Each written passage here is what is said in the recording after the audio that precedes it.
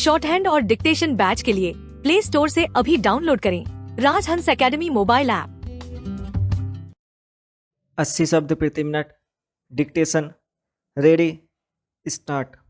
अध्यक्ष महोदय, मैं कल कह रहा था कि वित्त मंत्री जी ने जिस संदर्भ में यह बजट प्रस्तुत किया है और जिन परिस्थितियों की पृष्ठभूमि में वित्त मंत्री का भार संभाला है, उस दृष्टिकोण से यदि हम बजट को देखें तो हम इस परिणाम पर पहुंचेंगे कि वित्त मंत्री जी ने निश्चित तौर पर ऐसा काम किया है जिसके लिए वे धन्यवाद के पात्र हैं।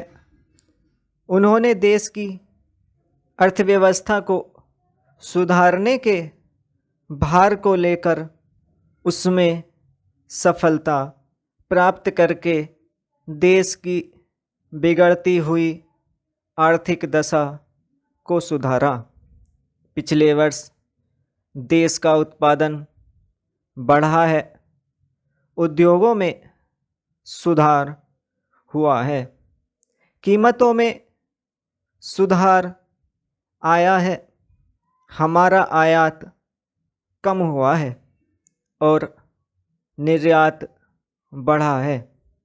इस तरह से देश में एक नई आशा और विश्वास पैदा हुआ है। इस वर्ष के बजट द्वारा भी उन्होंने पिछले वर्ष के कार्यक्रम को जारी रखने की कोशिश करने का प्रयास किया है। मुझे इसमें कोई संदेह नहीं है कि इसमें भी उनको सफलता मिलेगी।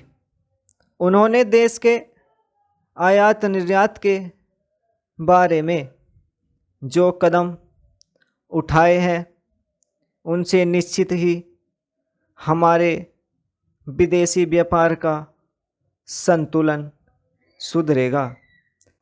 यह निश्चय के साथ कहा जा सकता है, मैं वित्त मंत्री के लक्ष्यों व कर नीति का आमतौर पर स्वागत करता हूँ।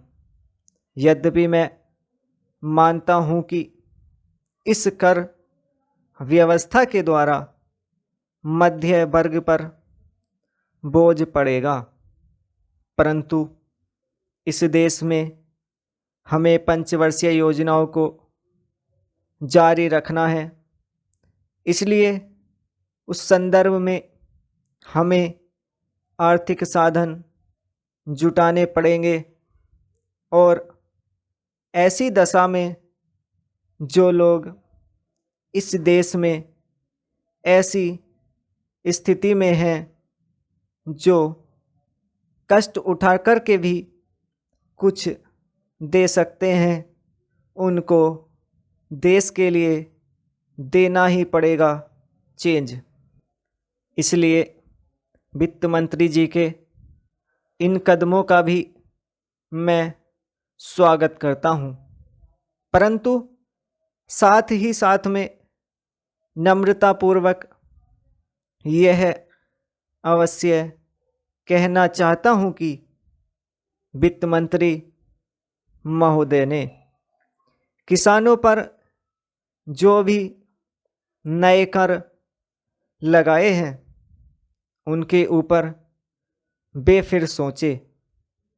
मेरी मान्यता के अनुसार वित्त मंत्री द्वारा खाद पर जो कर लगाया गया है, जो शुल्क लगाया गया है, वह एक ऐसा कार्य है जिससे इस देश का विकास रुकने वाला है।